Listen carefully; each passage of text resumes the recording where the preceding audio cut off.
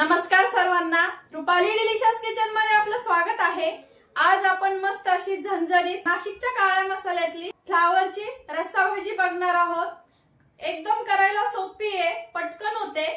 तर मग video skip न करता संपूर्ण बघा आणि रेसिपी आवडली तर व्हिडिओच्या शेवटी लाईक करायला विसरू नका। चॅनलवर कोणी नवीन असाल तर चॅनलला सबस्क्राइब करा। तर मग आता चला साहित्य बघूया आणि रेसिपीला सुरुवात करूया। तर फ्लावरच्या भाजीसाठी आपण इथं पाव किलो फ्लावर घेतलाय, असा कट करून आणि स्वच्छ धुवून घेतलाय। इथं वाटण्यासाठी आपण इथं खोबऱ्याचे तुकडे घेतले आहेत, थोडेसे 2 चमचे भरतील। 1 चमचा हरभऱ्याची डाळ, छान अशी भाजी मिळून येण्यासाठी, किंवा तुम्ही इथं भाजलेली फुटाणे पण वापरू शकता। अर्धा इंच आलं, 10 ते 12 लसणाच्या पाकळ्या, 3 ते 4 हिरव्या मिरच्या, हे मध्यम तिखट आहे। एक छोटासा कांदा आणि कोथिंबीर, जिरं, हळद। हा आमचा घरगुती नाशिक स्पेशल काळा मसाला आहे। ह्याच एका मसाल्यामध्ये आपण इथं भाजी बनवणार आहे। तुम्हाला ऑनलाईन ऑर्डर करायचे असेल मसाले, आपल्याकडे नाशिक स्पेशल काळा मसाला, नाशिक स्पेशल लाल मसाला, चहा मसाला, हळद पावडर, धना पावडर आणि मिरची पावडर असे मसाल्यांचे प्रकार मिळतात। तुम्हाला ऑनलाईन ऑर्डर करायचे असेल तर तुम्ही ऑनलाईन ऑर्डर करू शकता। आणि चवीपुरतं मीठ घेतलंय भाजीच्या। तर सर्वात आधी आपल्याला फ्लावर शिजून घ्यायचं आहे पाण्यामध्ये, म्हणजे थोडेफार फवारणी वगैरे केलेली असते फ्लावर वरती, त्यामुळे आधी शक्यतो शिजून घ्यायचा, म्हणजे गरम पाण्यातनं काढायचा। तर आपण आता आधी गरम पाण्यातनं काढून घेऊया आणि वाटणाची पण तयारी करूया। तर इथं पाणी गरम करायला ठेवलंय मी, पाण्याला उकळी आलेली आहे। तर आपण त्यामध्ये फ्लावर टाकून घेऊया आणि 50%च आपल्याला इथं फ्लावर शिजून घ्यायचं आहे। खूप जास्त वेळ शिजवायची गरज नाहीये, कारण भाजीमध्ये पण नंतर शिजतो। तर फ्लावर पाण्यामध्ये टाकला की आपल्याला थोडंसं मीठ टाकायचं आहे, अगदी पाव चमचा। आता फ्लावर थोडासा 50% आपण शिजून घेणार आहे। इथं 5 मिनिट झाले, बघूया आता। तर हे बघा 50% छान फ्लावर शिजलंय। आता काढून घेऊया।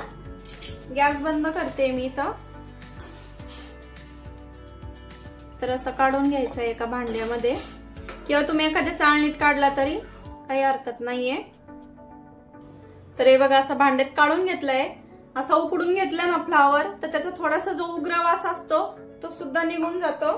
आता पुन्हा गरम करायला ठेवली आहे कढई, 30 कढई घेतली मी। त्यामध्ये थोडंसं तेल टाकायचंय, 1 चमचा भरून। तेल टाकलं की आपल्याला आता वाटण तयार करून घ्यायचंय। हे सर्व साहित्य घेतलेलं। सर्वात आधी आपण इथं खोबरं टाकून घेऊया। आता खोबरं छान लाल रंगावरती भाजून घेऊ आपण। ही भाजी मी 3 ते 4 लोकांसाठी करते। हे बघा छान लाल रंगावरती आपलं खोबरं आलंय, काढून घेऊया। यामध्ये आपल्याला आता हरभऱ्याची डाळ छान लाल रंगावरती भाजून घ्यायची आहे। तर डाळ पण आपली लाल रंगावरती आली आहे। डाळ किंवा फुटाणे टाकायची, भाजीला छान मिळून येते भाजी। अजिबात असं मसाले भाजी म्हणजे फोडी वगैरे अशा बाजूला आणि पाणी पाणी असं बाजूला दिसत नाही। त्यामुळं फुटाणे नसतील तर हरभऱ्याची डाळ असतेच, त्यामुळे हरभऱ्याची डाळ शक्यतो वापरायची। काढून घेऊया। मस्त छान अशी लाल रंगावरती भाजायची, खरपूस अशी। कांदा टाकायचा आहे आता। कांदा स्लाइस मध्ये कट करून मग भाजून घेते मी। तुम्ही गॅसवर डायरेक्ट भाजून घेतला तरी चालेल, आणि मग परतायला थोडा वेळ कमी लागतो। कांदा छान लाल रंगावरती म्हणजे असा ब्राऊन होईपर्यंत परतून घ्यायचा आहे। कांदा थोडासा परतला की आपल्याला आलं, लसूण आणि हिरवी मिरची टाकून घ्यायची आहे। आता हे पण छान भाजून घ्यायचं कांद्यासोबतच। थोडीशी कोथिंबीर, म्हणजे देठ घेतले कोथिंबीरीचे, देठांनी छान स्वाद येतो। आता हे सर्व साहित्य छान परतलंय, काढून घेऊया। हे बघा छान परतलंय मस्त असं खरपूस। आता याला थंड करायचंय आणि याचं वाटण तयार करायचं, एकदम बारीक फाईन पेस्ट तयार करायची आहे। तर हे बघा असं एकदम बारीक असं वाटण आपण इथं वाटून घेतलंय, थोडंसं पाणी टाकून वाटण परतून घेतलंय। तर 30 कढई घेतली इथं, गॅस सुरू केलाय। तेल गरम होईपर्यंत फुल ठेवायचा गॅस। तेल थोडंसं गरम झालं की पाव चमचा जिरं, गॅस कमी केलाय आणि नाशिक स्पेशल मस्त असा घरगुती पद्धतीचा काळा मसाला, पाव चमचा हळद, थोडासा 10 सेकंदासाठी परतून घ्यायचा आहे। हा मसाला खूप जास्त परतायची गरज नाहीये कारण सर्व मसाले छान असे भाजलेले असतात। आता वाटण वाटून घेतलंय, हे वाटण आपण इथं टाकून घेऊया। वाटणाला छान तेल सुटेपर्यंत वाटण परतून घ्यायचंय आपल्याला इथं।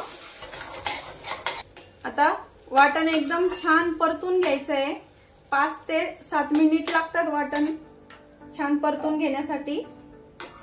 छान असं तेल सुटलं पाहिजे साइडनी, अशा पद्धतीमध्ये आपण इथं वाटण भाजून घेऊया।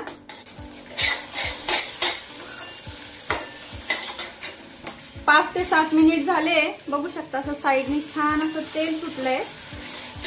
आता मिक्स करूया, मसाला छान परतलाय। आता आपण उकडून घेतलेला जो फ्लावर आहे तो इथं टाकून घ्यायचा आहे आणि मसाल्यात तो थोडासा परतून घ्यायचा आहे फ्लावर, कारण मसाल्याचा जो अर्क असतो तो फ्लावर मध्ये उतरतो, त्यामुळे खूप छान लागते फ्लावर। पण न आवडणारी ही आवडीने खातील, या असा लागतो म्हणजे। आता आपल्याला हे गॅस कमी करायचा आहे इथं आणि झाकण ठेवायचं आहे 2 मिनिट साठी फक्त फ्लावर टाकल्याच्या नंतर, म्हणजे मसाले पण आपले छान फ्लावर मध्ये मुरतील आणि फ्लावर खायला असं छान लागेल, चविष्ट लागेल। तर 2 मिनिट झाले, मिक्स करूया आणखी। मसाला परतत होता म्हणजे वाटण परतत होतं, तोपर्यंत आपण इथं पाणी पण गरम करून ठेवलं होतं, म्हणजे करायला ठेवलं होतं। शक्यतो रस्सा भाजी असली की पाणी गरमच वापरायचं। आता तुम्हाला किती घट्ट किंवा किती रस्सा हवा आहे त्यानुसार इथं पाणी टाकायचंय आपल्याला। मी थोडीशी रस्सा करणार आहे त्यामुळं थोडंसं पाणी जास्त टाकलंय। तुम्ही अशी लपतपीत ग्रेव्ही टाइप पण करू शकता। भाजी मिक्स करून घ्यायची छान। तर हे बघा, एवढी अशी दाटसर ठेवली मी, एवढा रस्सा केलाय। सुगंध एवढा छान येतोय ना भाजीचा। तर आता आपण उकळी फुटली की गॅस कमी करायचा इथं।